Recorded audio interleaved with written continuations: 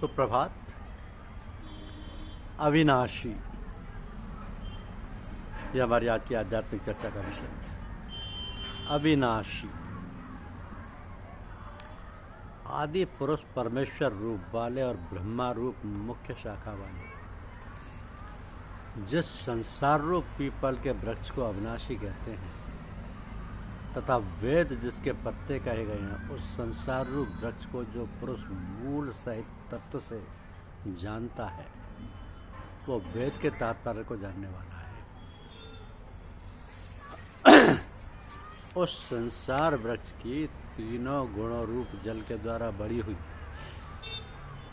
एवं विषय भोग रूप कोंपलों वाली देव, मनुष्य और त्रियक आदि योनि रूप शाखाएं नीचे और ऊपर सर्वत्र फैली हुई तथा मनुष्य लोक में कर्मों के अनुसार बांधने वाली अहंता, ममता और वासना रूपी जड़ें भी नीचे और ऊपर सभी लोकों में व्याप्त हो रही।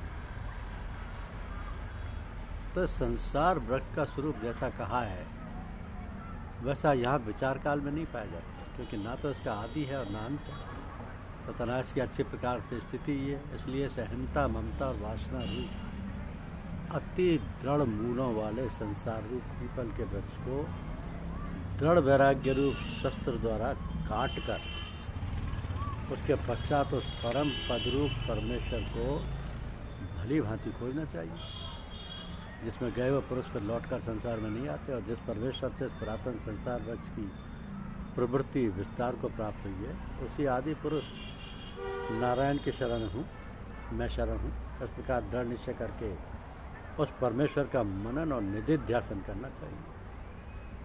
क्योंकि जिसका मान और मोह नष्ट हो गया है, जिन्होंने आसक्ति रूप दोष को जीत लिया है, जिनकी परमात्मा के स्वरूप में नित्य स्थिति है, जिनकी कामनाएं पूर्ण रूप से नष्ट हो गई हैं, वह सुख दुख नामक द्वंद्वों से विमुक्त ज्ञानी जन उस अविनाशी परम पद को प्राप्त होते हैं।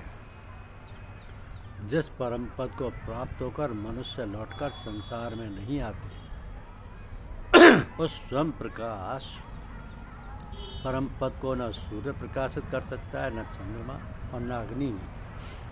वही मेरा परम धाम है। तो इस देह में यह जीवात्मा मेरा ही सनातन अंश है और वही इन प्रकृति में स्थित मन और पांचों इंद्रियों का आकर्षण करता है। वायु गंध के स्थान से गंध को जैसे ग्रहण करके ले जाता है, वैसे ही देहादि का स्वामी जीवात्मा भी जिस प्रकार का त्याग करता है, इससे उससे मन सहित इंद्रियों को ग्रहण करके पर जिस शरीर को प्राप्त होता है उसमें जाता है। ये जीवात्मा श्रोत्र, चक्षु और त्वचा को तथा रसना, घ्राण और मन को आश्रय करके अर्थात इन सबके सहारे से ही विषयों का सेवन करता है। तो शरीर को छोड़कर जाते हुए को अथवा शरीर में स्थित हुए को अथवा विषयों को भोगते हुए को, इस प्रकार तीनों गुणों से युक्त हुए को भी अज्ञानी जन नहीं जानते। केवल ज्ञान रूप नेत्रों वाले विवेकशील ज्ञानी ही तत्व से जानते हैं। यत्न करने वाले योगी जन भी अपने हृदय में स्थित इस आत्मा को तत्व से ही जानते हैं, किंतु जिन्होंने अपने अंतःकरण को शुद्ध नहीं किया है, ऐसे अज्ञानी जन तो यत्न करते रहने पर भी इस आत्मा को नहीं जानते। सूर्य में स्थित जो तेज संपूर्ण जगत को प्रकाशित करता है तथा जो तेज चंद्रमा में है और जो अग्नि में है, उसको तू मेरा ही तेज जान और मैं ही पृथ्वी में प्रवेश करके अपनी शक्ति से सब भूतों को धारण करता हूँ और रस स्वरूप अर्थात अमृत में चंद्रमा होकर संपूर्ण औषधियों को अर्थात वनस्पतियों को पुष्ट करता हूँ।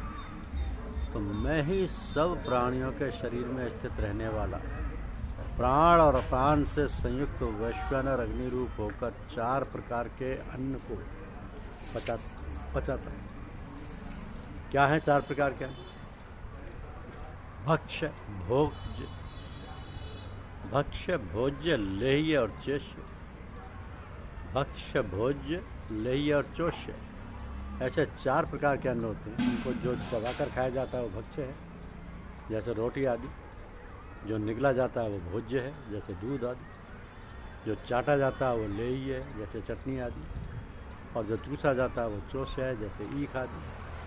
तो मैं ही सब प्राणियों के हृदय में अंतर्यामी रूप से स्थित हूँ तथा मुझसे स्मृति ज्ञान और अपोहन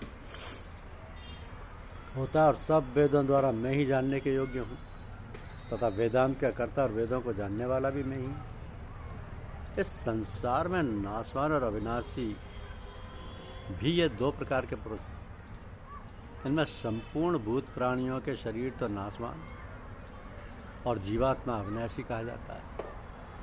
इन दोनों से उत्तम पुरुष तो अन्य ही हैं जो तीनों लोकों में प्रवेश करके सबका धारण पोषण करता है और अविनाशी परमेश्वर और परमात्मा इस प्रकार कहा गया।